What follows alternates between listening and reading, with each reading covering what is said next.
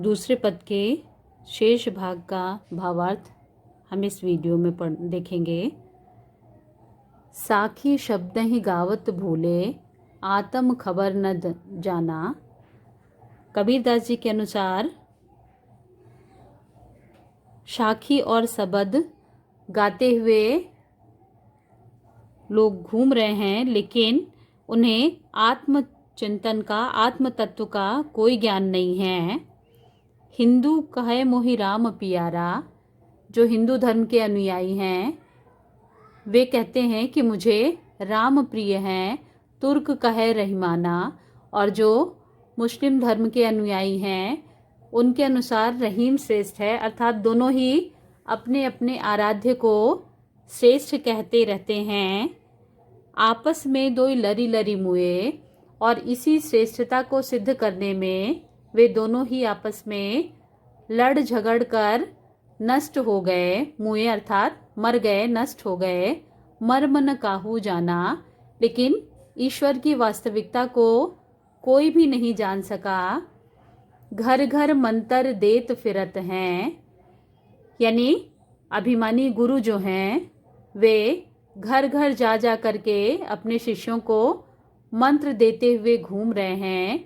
महिमा के अभिमाना अपने इस घमंड में चूर हैं कि उन्होंने कुरान का अध्ययन विधिवत कर लिया है, या फिर हिंदू धर्म के जो हैं वे अपने माथे पर तिलक लगा करके और तीर्थ यात्रा को करके वे बहुत ज्ञानी हो गए हैं।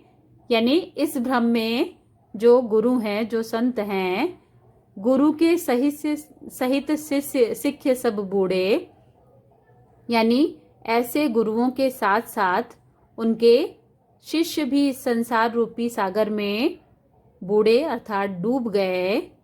अंत काल पछताना, और अंत में उनके हाथ केवल पछताना ही लगा। अर्थात ऐसे गुरु जिन्हें स्वयं ही ईश्वर की वास्तविकता का ज्ञान नहीं है, वे इस घमंड में चूर हैं कि उन्होंने कुरान, गीता या अन्य जो धार्मिक ग्रंथ हैं उनका अध्ययन कर लिया है, और उसी के लेकिन उसके मर्म को वो नहीं समझ पाए। कहे कबीर सुनो हो संतो, कबीरदास जी कहते हैं हे संतो सुनो, ये सब भरम भुलाना, ये सब सांसारिक माया मोह है, ये सब भ्रम है, और इसी में ये सारा संसार वास्तविकता को भूल गया है। केतिक कहो कहा नहीं माने, मैंने कितनी बार इनको कहा, लेकिन कोई भी मेरी बात को नहीं मानता है। सहजे सहज समाना, कि ईश्वर तो बहुत ही सरल रूप में ही मुझे, यानी हर किसी को प्राप्त हो सकते हैं, क्योंकि ईश्वर प्रत्येक मनुष्य में उसकी आत्मा के रूप में उसके अंदर ही विद्यमान है। अर्थात उसे प्राप्त करने के लिए उसे मंदिर, मस्जिद, गुरुद्वारे या चर्च कहीं भी जाने की आवश्यकता नहीं है। केवल आत्मचिंतन और मनुष्य मात्र को समझने की आवश्यकता है। यानी सहजे सहज समाना, ईश्वर तो बहुत ही सरल रूप से ही प्राप्त होने वाले हैं, इसलिए ईश्वर के उसी सरल रूप की हमें आराधना करनी चाहिए। और अब काव्य सौंदर्य के लिए इस दूसरे पद में मुख्य रूप से उन्होंने सधुक्कड़ी भाषा का प्रयोग करते हुए धार्मिक आडंबरों पर करारा प्रहार किया है। कबीरदास जी के अनुसार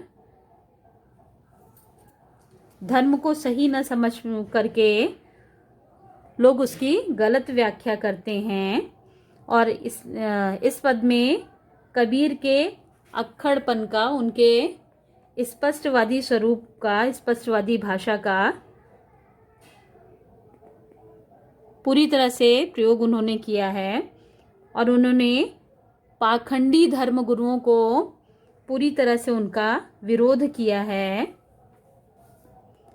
इसमें पुनरुक्ति प्रकाश अलंकार का भी प्रयोग जगह जगह पर हुआ है। जैसे इसमें लरी लरी, इस वाक्य में इनका 2 बार प्रयोग हुआ है, इसलिए पुनरुक्ति प्रकाश अलंकार है।